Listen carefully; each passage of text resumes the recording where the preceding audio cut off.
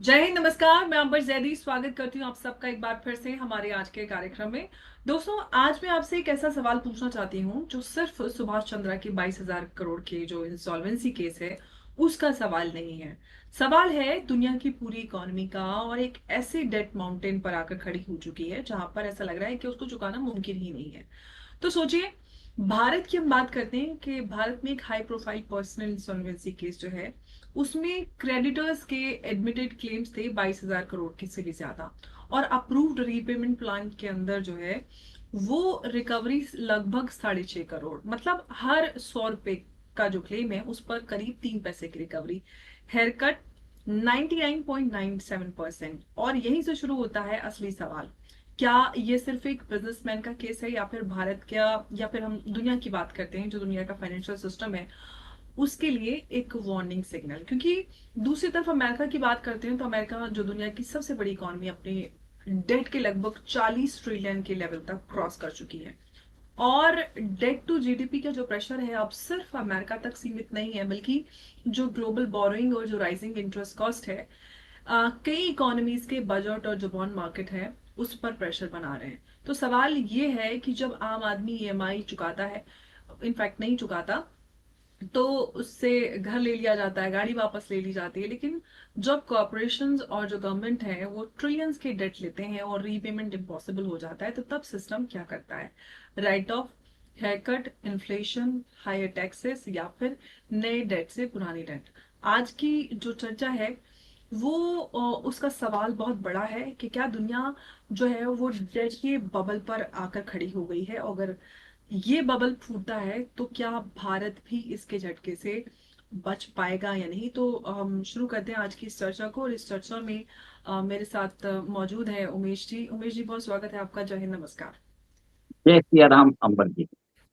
जय श्री राम। उमेश जी, उमेश जी, सबसे पहले मैं आपसे ये जानना चाहती हूँ कि भारत का जो केस है उसी से मैं शुरुआत करूंगी। 22,000 करोड़ से भी ज्यादा का जो एडमिटेड क्लेम और जो रिकवरी सिर्फ उस पर 6.5 करोड़, जो कि सुभाष चंद्रा का जो इंसॉल्वेंसी केस है, ये जो रेजोल्यूशन है, अ, आम इंडियन को क्या इसका समझ आएगा ये कि ये सिस्टमेटिक फेलियर है? क्या, कैसे आप इसको देखते हैं? देखिए अमर जी, पहले एक तरह से कभी लोग बोलते थे डिफॉल्ट अगर आदमी कर रहा है, दिवालिया निकाल रहा है, तो लोग एक तरह से घबरा जाते थे। पर अभी कोई फर्क नहीं पड़ता क्योंकि ये आम हो चुका है, कॉमन हो चुका है। और जो ये सुभाष चंद्रा का केस है जिसमें एनसीएलटी में रिकवर किया गया, डिफर किया गया, और उसका वर्डिक्ट कितने सालों बाद आया है। 22,000 करोड़ का डेट है और उनको 6 करोड़ रुपया देने को बोला है। जैसे आपने बताया है कि 100 रुपए पे 0.03 पैसा आएगा। इतना बड़ा हेयर कट आ चुका है। अंबर जी, सबसे बड़ी बात है कि अगर if you try to live beyond your means, अगर आपने अ, अपनी जो ताकत है उसके बियॉन्ड जाके आपने कुछ किया होगा, और आपका जो मार्केट कंडीशंस आपके अनुरूप नहीं चलती है, तब प्रॉब्लम्स आने की है। और इसी के अंदर आप देखिए कि वर्ल्ड ओवर आप देखेंगे आगे बैंकरप्सी रीऑर्गेनाइजेशन की बात होगी। फाइनेंशियल बैंकरप्सी रीऑर्गेनाइजेशन, ये ऑलरेडी ये बात अमेरिका में चालू हो चुकी है, क्योंकि अमेरिका का जो डेप्थ है, लोग जो सोच रहे हैं 40 ट्रिलियन है, वो 40 ट्रिलियन नहीं है, $100 ट्रिलियन प्लस है। और इसका एक सबसे बड़ा उदाहरण है कि इनका जो 39 या 40 ट्रिलियन है, ये उनका फेडरल डेप्ट है जिसमें उनको पैसे देने हैं। और बाकी जो 60 to 70 ट्रिलियन जो डेट है, ये इनके मेडिकेयर और इनके जो सोशल सिक्योरिटी बेनिफिट्स है, इसको जब आएगा तब देना पड़ेगा। जैसे आप समझ लीजिए, आपको अमेरिकन गवर्नमेंट ने प्रॉमिस कर दिया होगा कि हम आपको जब आप 70 ईयर्स के हो जाओगे तब हम आपके साथ ये करेंगे। अमेरिका के अंदर उनका जो सोशल सिक्योरिटी स्कीम्स होते हैं, उसमें बहुत पैसा मिलता है लोगों को। ऐसा है कि लोग अमेरिका में जाके एस्लम वर्कर्स भी बनने को रेडी हो जाते हैं। आप ये सोचिए, मेक्सिको से लोग जो है वो बार बार क्यों अमेरिका जाते हैं? उनको मालूम है कि वहां पर उनको फाइनेंशियल सिक्योरिटी मिल जाएगा। वर्ल्ड ओवर जो है, ये एक $100 ट्रिलियन का डेब्ट जो बबल है, ये बर्स्ट एनी टाइम हो सकता है। और सबसे बड़ी बात है, इसका जो आंसर है कि आप नए बॉन्ड निकालिए, मनी प्रिंटिंग करिए, ऐसा कुछ नहीं हो सकता, क्योंकि ये डेट को रीपे कर ही नहीं सकते। और 2008 में जो हमने फाइनेंशियल क्राइसिस देखा था, जब लेमन ब्रदर्स ने डिक्लेयर किया था बैंकरप्सी, उस समय अंबर जी कम से कम मैं बता देता हूँ 6 मिलियन जॉब्स जा चुके थे, 60 lakh people were out of jobs. और उसके बाद जो होम फोरक्लोजर्स हो रहे थे, unemployment rate in US went up to around 10%। ये बहुत बड़ा नंबर्स है। उस समय ये जो डेट था 3.2 ट्रिलियन डॉलर्स का, अमेरिकन गवर्नमेंट ने अपनी बैलेंस शीट में अब्सॉर्ब कर दिया। आप सोचिए, जो ये डेट आप 39-40 ट्रिलियन डॉलर देख रहे थे 2017 में, इट वाज 19 ट्रिलियन। आज ये 40 ट्रिलियन है जो बुक्स में दिख रहा है। जो अनऑफिशियली जो बुक्स में नहीं है, it is 70 trillion dollar plus. आप ये सोच सकते हैं कि कोई भी इस डेट को चुका पाएगा? कोई भी नहीं चुका पाएगा। इसके लिए वर्ल्ड को प्रिपेयर किया जा रहा है बैंक्रप्सी के लिए। कॉर्पोरेट बॉन्ड्स आप देखिए, और जितने भी कंट्रीज के बॉन्ड्स यील्ड जो हैं वो बढ़ चुके हैं। अमेरिका का जो 30 ईयर बॉन्ड यील्ड है, उसके रेट्स कुछ 5.2% तक पहुंच चुके थे, और ये 30 ईयर्स हिस्ट्री में सबसे ज्यादा ये बहुत बड़ा जंप आ गया था। अब ऐसा निकाल के देख लीजिए कि ये जो ऑफिशियल डेप्ट है ये 40 ट्रिलियन है, इसके ऊपर अगर 5.2% देना पड़ेगा, तो आप समझ लीजिए 2.1 ट्रिलियन डॉलर्स आपको देना पड़ेगा। अमेरिकन गवर्नमेंट की अभी एक नई रिपोर्ट आई थी, जो 6 महीने की रिपोर्ट आई थी, उसके अंदर बताया जाता है कि इनकी जो जून के अंदर इनकी जो अर्निंग्स थी, इट वॉज 332 बिलियन डॉलर्स। इनके जो खर्चे थे वो 746 बिलियन डॉलर्स थे। It was deficit of around 432 billion. आप सोचिए, ये जो उनका जो डेफिसिट 2 ट्रिलियन रहता था, ये बढ़ के अभी 4 to 5 ट्रिलियन हो जाएगा फ्रॉम दिस ईयर, क्योंकि इंटरेस्ट पेमेंट्स है वो एक्सपेंड होते जा रहे हैं। और अगले साल आपको बता देता हूं, बहुत सारी जो अमेरिकन बॉन्ड्स है वो रीफाइनेंसिंग में आ रहे हैं। अभी जो बॉन्ड्स है इनके ऊपर आपको 0% या 1% इंटरेस्ट देना पड़ रहा है, पर अगले साल जब ये बॉन्ड्स आ जाएंगे रीफाइनेंसिंग के लिए, आपको 5.2% इंटरेस्ट देना पड़ेगा। तो 40 ट्रिलियन के ऊपर 2 ट्रिलियन डॉलर्स, आप सोचिए महीने का मतलब कम से कम इनको 170 से 180 बिलियन डॉलर तो सिर्फ इंटरेस्ट देना पड़ रहा है। इनकी टोटल रेवेन्यू कितनी है? 332 to 340 trillion dollar, 340 billion dollars. तो कैसे मैनेज करेंगे? उसके अलावा इनके मेडिकेयर है, सोशल सिक्योरिटी बेनिफिट्स है, फिर बाद में डिफेंस बजट्स हैं, फिर भी और भी एंसिलरी इनके खर्चे होते रहते हैं। इसका मतलब ये है कि world is moving towards a financial bankruptcy और रीऑर्गेनाइजेशन। अंबर जी, ये बात जो है, जो अमेरिका के अंदर पॉलिसी सर्कल्स में चल रही है, वहां के जी। थिंक टैंक बोल रहे हैं कि we have to be prepared for global bankruptcy. आप वो वीडियो एक बार अगर चला सकते हैं हमारे दर्शकों के लिए बढ़िया रहेगा, तो लोगों को भी समझ में आ जाएगा कि हमको स्कैर मॉन्गरिंग नहीं कर रहे हैं। We are not doing any fear mongering. Right now, the world is World through preparing for the financial financial. bankruptcy reorganization. Much of the world's debt, including the so-called derivatives and related debt, will simply have to be written off. This has now totaled well over $300 trillion of short-term debt in a world whose estimated global gross domestic product is in the order of 11 trillion. Obviously, you cannot carry this debt.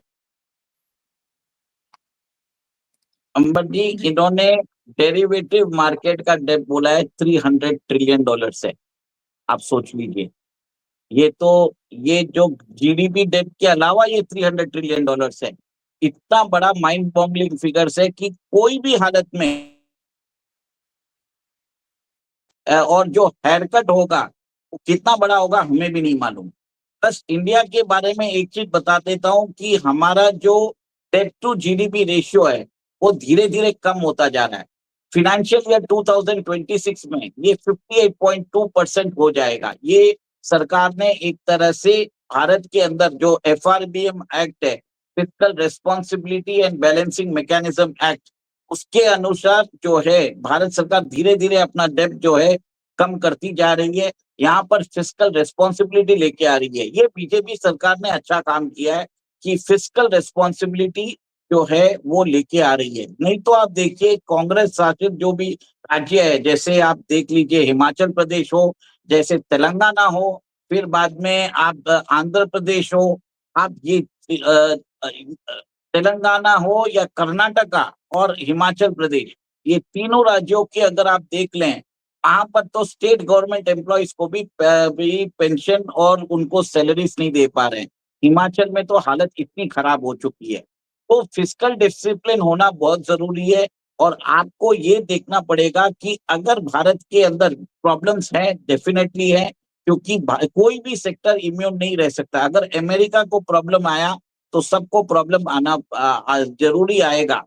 देखिए भारत के अंदर भी आप देखिए कि real estate sector के अंदर लोग बता रहे हैं कि बहुत बड़ा क्रैश आ सकता है, क्योंकि बहुत सारे घर जो हैं, जो ये सिटीज में जैसे हैदराबाद, बेंगलोर, पुणे और इन सिटीज के अंदर जो अंडर कंस्ट्रक्शन प्रॉपर्टीज है वो ऑलरेडी बिक नहीं रही है। क्योंकि आप ये देखिए कि जो माइक्रोसॉफ्ट के वीपी बोल रहे हैं, वाइस प्रेसिडेंट, कि जो मिल रहा है उसमें खुश रहो, नहीं तो आप गेट आउट हो जाओ। टीसीएस ने 30,000 लोगों को हटाया है। बहुत सारी कंपनीज 50 या 100 लोगों को हटाती है, वो न्यूज में नहीं आता है। और सबसे बड़ी बात आपको बता देता हूं कि इंडिया के अंदर नहीं, स्लोली न्यूज़ में ऑटोमेशन आता है, सब आ रहा है। एप्पल ने भी हटाया, सारी कंपनीज हटा रही, लगातार रिपोर्ट में आ रही है। लेकिन ऑफ कोर्स वो टीवी मीडिया में डिस्कशन उतना नहीं होता है। कुछ बेसिक आर्टिकल ये छप जाते हैं कि कहीं उन्होंने हटा दिया, इतने एम्प्लॉयज हटा दिए, इतने एम्प्लॉयज हटा दिए। लेकिन उमेश जी, जो ग्लोबल डेट ट्रैप है उसको लेकर मैं आपसे एक ऐसा सवाल पूछना चाहती हूँ कि ऑफ कोर्स हमने देखा कि दुनिया की जो गवर्नमेंट है हर क्राइसिस के बाद क्या करती हैं, और ज्यादा बोरोइंग। कोविड के बाद भी हमने बोरोइंग, वॉर के बाद बोरोइंग, रिसेशन के बाद बोरोइंग। तो डेट कब रीपे होगा? जो राइट ऑफ करने की बात हो रही है, लेंडर्स जो हैं उनका क्या होगा? ये कैसे सारी चीजें रीसेट होंगी? मतलब हाउ डू यू, मतलब एक सिंप्लीफाइड वे में फॉर द व्यूअर्स अंडरस्टैंडिंग, क्योंकि हम जब अक्सर टीवी डिबेट में होते हैं तो यही एग्जांपल देते हैं। बताइए, देखिए अंबानी का, सुभाष चंद्र का, आपने इतने 1,000 करोड़ आपने माफ कर दिया, एक आम आदमी का आप उसको उसका जीना हराम कर देते हैं। तो for those people I want you to simplify this. देखिए अंबर जी, 2-3 वर्ड याद रख लीजिए। पहले तो बैंकरप्सी रीऑर्गेनाइजेशन, फिर एक होता है ग्रेट फाइनेंशियल रीसेट। अब ये ग्रेट फाइनेंशियल रीसेट होगा कैसे? इसके अंदर जो है अमेरिका और जितनी भी अदर कंट्रीज है, इवन चाइना, इन लोगों का डेट अनसस्टेनेबल लेवल पे पहुंच चुका है। अमेरिका का डेट $100 ट्रिलियन प्लस है, जबकि भारत की इकोनॉमी कितने की है? $4 ट्रिलियन की है। चाइना का डेट 60 से 70 ट्रिलियन पहुंच चुका है। ये दोनों कंट्री का अब जो डेट है अगर मिला ले तो मैं जैसे बोल रहा हूँ 160-170 ट्रिलियन तो हो चुका है। 350 ट्रिलियन का overall global debt is $350 trillion. उसमें इन दोनों इकोनॉमी का ही 160 to 170 ट्रिलियन हो चुका है। बाकी सारी कंट्रीज का $170 ट्रिलियन होगा। और उसी अनुपात में, और सबसे बड़ा प्रॉब्लम है, हमने पिछले टाइम में डिस्कस भी किया था कि फ्रांस का जो डेट टू जीडीपी है वो 116% पहुंच चुका है, और वो भी शायद आईएमएफ के दरवाजे जाएगा। तो आईएमएफ कितने लोगों को पैसा देगा, कितने लोगों को करने वाला है? अल्टीमेटली जो होगा एक वर्ल्ड वाइड डिफॉल्ट होना जो होगा। और इसी के कारण आप देख रहे हैं गोल्ड के दाम बढ़ते जा रहे हैं। इसी के कारण आप देख रहे हैं कि सेंट्रल बैंक जो हैं अपने जो एक्सेस डॉलर्स उन्होंने रख रखे थे यूएस ट्रेजरी बॉन्ड्स में, वो डाइवर्सिफाई कर रहे हैं इनटू गोल्ड। पर गोल्ड भी कोई बहुत बड़ा इसके अंदर इतना भी बड़ा नहीं है कि वो सारी जो फाइनेंशियल ट्रांजैक्शन है सबको एक तरह से अब्सॉर्ब कर सकता है। तो मेरा ये मानना है कि ये जो बॉन्ड मार्केट है, अमेरिका एनी टाइम जो है अपनी करेंसी को अपने हिसाब से रीवैल्यू करवा सकता है, मेरा ये मानना है। और जब वो होगा, वो क्वांटम कितना होगा वो हमें नहीं मालूम। वो एक और एक चीज लोग बता रहे हैं कि जो डिफॉल्ट हो सकता है, क्रिप्टो को बढ़ाया जाएगा, क्रिप्टो को बढ़ाकर उसके द्वारा डिफॉल्ट किया जाएगा। अभी भी देखिए कि अमेरिका ने ईरान को बोल दिया है कि सबको धमकी दे दी है कि अगर किसी ने ईरान के साथ अगर बिजनेस किया, किसी ने सपोर्ट किया, तो वो हमारा भी दुश्मन है। उसके बाद जो क्रिप्टो 50-60 हजार डॉलर चल रहा था जैसे बिटकॉइन, वो $80,000 के ऊपर जा चुका है। इसका मतलब ये है कि वर्ल्ड में एक तरह से जानबूझ के फाइनेंशियल इंस्टेबिलिटी लाना इसके द्वारा जो प्राइवेट क्रिप्टो एसेट्स है उनको बढ़ावा दिया जाएगा। फिर एक तरह से आपको भी मालूम है कि क्रिप्टो की जो बोलते हैं कि लोग बोलते हैं उसको डिक्रिप्ट नहीं किया जा सकता, ऐसा कुछ भी नहीं है। अगले 3-4 साल में लोगों के पास ऐसे सर्वर्स आ जाएंगे जो क्रिप्टो को भी एक तरह से ब्रेक कर पाएंगे। उसके बाद क्रिप्टो की वैल्यू वर्थलेस हो जाएगी। क्रिप्टो को इन्फ्लेट किया जाएगा, उसको लोगों को बेचा जाएगा, लोगों को ओनरशिप दी जाएगी, अमेरिकन स्टॉक मार्केट को इन्फ्लेट किया जाएगा। और आज आप देखिए अमेरिका अपना जो है स्टॉक मार्केट, जो हम लोग बोलते हैं कि अमेरिकन ड्रीम में आप इन्वेस्ट करिए, एआई सेक्टर को बढ़ाया जाएगा। और ऑलरेडी आप देखिए कि वहां पर बबल जैसी सिचुएशन है। अभी तो एंथ्रोपिक का आने वाला है आईपीओ, जिसमें बताया जाता है कि वो $2 ट्रिलियन रेस करने वाला है इन अक्टूबर। उसके बाद आप ये भी देखेंगे ओपन एआई अपना लेके आने वाला है आईपीओ। अपर जी, इसका मतलब ये है कि वर्ल्ड में एक एसेट बबल बनता जा रहा है। फोनी वैल्यूएशन, फिक्टिशियस वैल्यूएशंस पे लोगों को लेकर मतलब जो एसेट्स है उनको इन्फ्लेट किया जाएगा। फिर बाद में जाएगा वर्ल्ड के जो हेज फंड्स हैं, ये जो है पंप एंड डंप स्कीम से इन्वेस्टर्स को ये पहनाएंगे। वो प्राइवेट क्रिप्टो भी हो सकता है, ये इन्फ्लेटेड एसेट्स भी हो सकता है। और ये आपको एक और एक चीज हो रहा है जो मैंने पिछले आपके प्रोग्राम में भी बोला था। जो अमेरिका के अंदर जो रियल स्टेट एसेट्स है उसका भी टोकनाइज वर्जन, फ्रैक्शनल ओनरशिप लेके आने वाले हैं। ये सब एक तरह से इतने फाइनेंशियल प्रोडक्ट्स लेके आ जाएंगे कि लोगों को इन्वेस्ट करने को बोला जाएगा। और ये पार्टी कम से कम 2-3 साल चलेगी, क्योंकि इनको जो है फाइनेंशियलाइजेशन के नाम पे ये लोगों को अपना जो फिक्टिशियस वैल्यूएशंस के एसेट्स है ये बेचेंगे। और अल्टीमेटली बाद में एक ग्लोबल कोऑर्डिनेटेड क्रैश होगा, जब ये हेज फंड जो हैं, जिसमें black rock, street, Vanguard, JP Morgan Chase, city group सब निकल जाएंगे। ये सब उसी हिसाब से चल रहे हैं। और इनफैक्ट मैं आपको ये बता देता हूँ, we are in for a global systemic financial collapse. पर इसकी रूपरेखा क्या है वो बहुत ही भयानक होने वाली है। क्योंकि आज जो है अमेरिकन प्रेसिडेंट वो खुद एक तरह से मार्केट मैनिपुलेशन कर रहा है। उसने ऑफिशियली बोल दिया है कि वो $100,000 लेके वो अपने अकाउंट को एक्सेस करने देगा। और आप देख रहे हैं कि ये जो अमेरिकन प्रेसिडेंट ने कितने पैसे बनाए, ये हमें अभी तो नहीं मालूम पड़ेगा, पर कुछ सालों बाद हमें समझ में आ जाएगा कि कितने पैसे उसने बनाए। तो इससे आप समझ सकते हैं कि फाइनेंशियल जो सेक्टर है वो एक बबल की तरफ बढ़ता जा रहा है। और इसमें आप देखिए कि ये जो वॉलेटिलिटी है, वॉलेटिलिटी से कमाता कौन है? हेज फंड्स कमाते हैं। भारत के अंदर एफएनओ के अंदर 91,000 करोड़ लोगों ने अपना पैसा खोया है। आपको बता देता हूं, अगर 91,000 करोड़ किसी ने खोया है तो 91,000 करोड़ किसी ने कमाया भी होगा। आपको बता देता हूं, उसमें 50-60% उन्होंने कमाया है, उन फर्म्स ने कमाया है जो एल्गो ट्रेडिंग यूज करते हैं, हाई फ्रीक्वेंसी ट्रेडिंग यूज करते हैं, बॉट ट्रेडिंग यूज करते हैं, रिस्क मैनेजमेंट उनके पास सॉफ्टवेयर है। ये लोग जाके एक तरह से मार्केट को टाइमिंग, प्लेसिंग, रिस्क मैनेजमेंट करके ये लोग कमा रहे हैं। और अल्टीमेटली नुकसान जो है वो इन्वेस्टर्स को लेना पड़ेगा। अल्टीमेटली आपको और मुझे ही लेना पड़ेगा।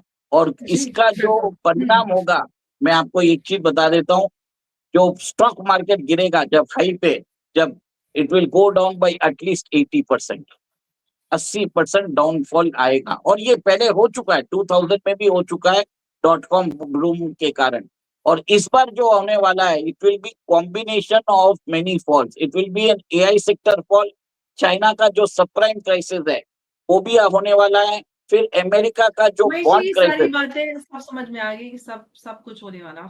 मैं सबसे बड़ा सवाल आपसे पूछ रही हूँ कि आज दुनिया के पास डेट तो है, लेकिन क्या उसको रीपे करने की कैपेसिटी भी है? अगर जवाब नहीं है तो फिर अगला सवाल ये है कि जब अगली क्राइसिस हो रहे हैं तो उसमें सेक्रीफाइस कौन करेगा? Banks, investor, tax payers, pension holders, या फिर आम आदमी जो मतलब जिसे इन्फ्लेशन और जो अनएम्प्लॉयमेंट है उसके थ्रू बिल चुकाना पड़ेगा?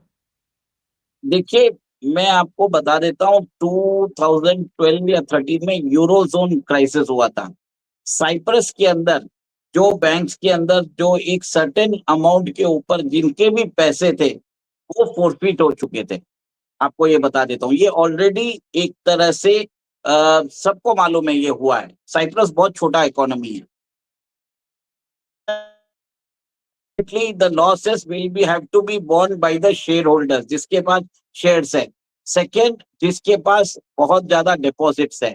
गवर्नमेंट बोलेगा कि आपके अकाउंट में 5 से 10 लाख रुपए तक के डिपॉजिट्स इंश्योर्ड है, उसके ऊपर जितने भी हैं वो आप भूल जाओ, क्योंकि कोई भी पैसा दे नहीं पाएगा।